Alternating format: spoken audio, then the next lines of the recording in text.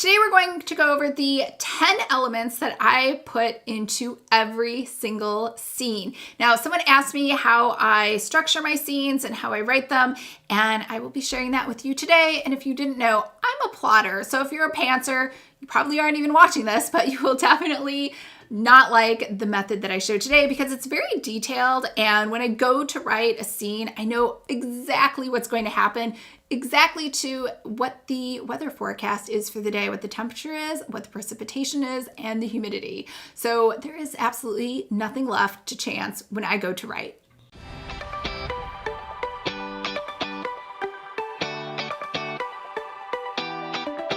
Hi everyone, I'm Lisa, best-selling romance author of the Cinderella and Her Seven Guards series, and on this channel we talk all about romance writing, specifically for newbie and aspiring romance authors. So if this sounds like you or something you might be interested in, make sure to hit the subscribe button below. I post new videos every Monday. Now, just to be clear, when we talk about how to outline a book, I have already done all of my outline steps before I even start to write scenes. So I have already decided my major plot points, the different story elements, that I've decided the premise, the tagline, I've written the back cover copy.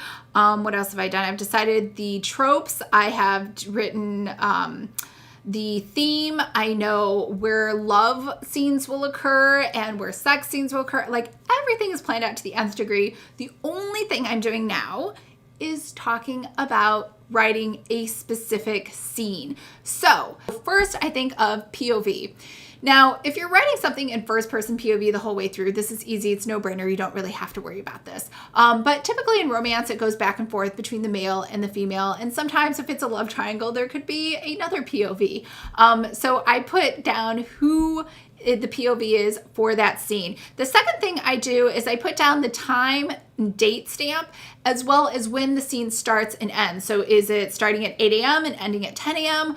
or 8 a.m. and ending at 5 p.m. And this helps also with transitions because then I can see what happened in the scene before. And quite honestly, the transition can just be one or two sentences. The next morning I went to blah, blah, blah. But if I don't write that down, honestly, once you start writing your book, you think intuitively you're going to know that, but you're going to forget what time it is, what day of the week it is, how much time has passed since the last scene. And having this in your scene outline saves you all of that trouble from going back and rereading. The third thing I do is location. So I tell the exact address where they're at, depending on, or sometimes I'll draw like a small map. I'm not a very good drawer, so I'm not like saying this is like some stellar map, but I'll draw a map of the town so then I kind of know where they are or just the general vicinity. So you can think also in your mind like, okay, so now they're in Austin, Texas, and before they were in San Antonio, so that was like quite a long drive. How did they get there, right? So that helps you with your transition as well. The fourth thing is weather. So a lot of times they'll say you can incorporate weather into your scene. Well, I'm going to tell you right now, just think about the weather right now. Will the weather, having inclement weather, like a rainstorm or pellets, like snow pellets. Is it snow pellets? No, ice pellets. Sleet. Will that enhance your scene or add to the suspense or, help your characters to be forced to stay indoors? So I do the weather right away. Precipitation, the humidity, everything else, because that could affect, just like when you get ready for the day, that affects like what you wear, how you do your hair, and your makeup. The fifth thing is the goal, motivation, and conflict. That is all on one section. So whoever the main POV is, she needs to want something, right? That's her goal. What motivates her for that scene? What's standing in her way, the conflict?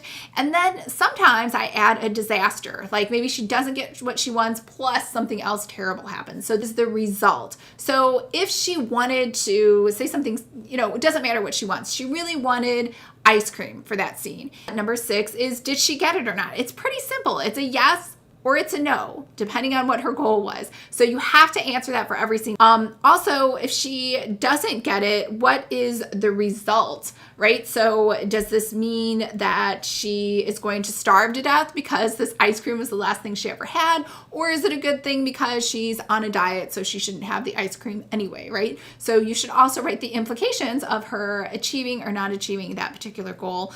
And then number 7 is, what's the purpose of the scene? Why did you even put this scene in here? Maybe I needed this scene because I had to show that she loves ice cream and that's her main, that's her personality, and that's something I need to set up as a MacGuffin for later. I don't know, but each scene should have a purpose. Like, why are you doing it? So I see a lot of scenes that just kind of meander, and they are doing just, maybe they think it's character development, or they just want to show how these two are best friends. That's not really a purpose. You shouldn't do that. That should 100%, it doesn't move the story forward, and there are other ways to do character development. So just think about that every time you write the purpose of your scene.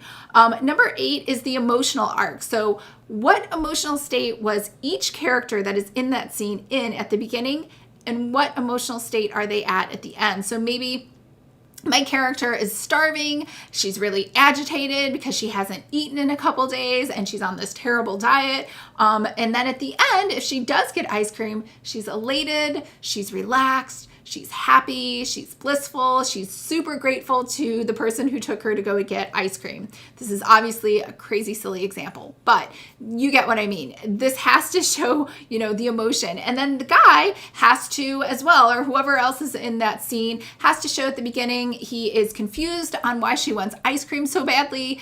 He thinks this is a waste of time, but then by the end, he feels excited that he was able to provide this to her because of how happy it makes him. And so, so this is what I mean by the start and the end of the emotional arc in that particular scene. And honestly, this is probably the most important part, because people are reading your books to feel things. And if you don't have any feelings that you've thought of before that you want the characters to feel, then I'm not sure that they're going to keep reading. So if anything, this step should not be skipped. The 10th one is a description of the scene. So really easy. Just describe what's happening in the scene and going on, including the other characters. So I guess that's a number 11. I always write, what other characters are in that scene? Who else is in the room? And this also includes no-name characters, like there's a bartender. The room is crowded with a ton of people who are there for happy hour at the bar.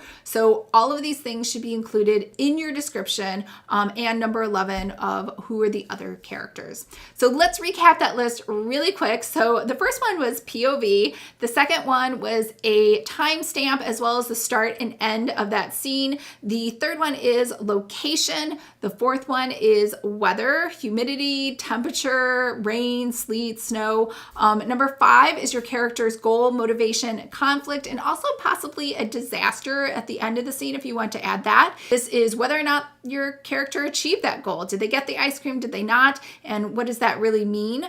And number 7 is what's the purpose of the scene? Why does it even exist? And it should not be solely for character development. Number 8 is emotional arc. So your character's emotional arc at the beginning and at the end. And these are obviously main characters. If there's a bartender in your scene that is not a main character, he's just there to serve the alcohol to your 2 main characters, we're not too worried about his emotional arc.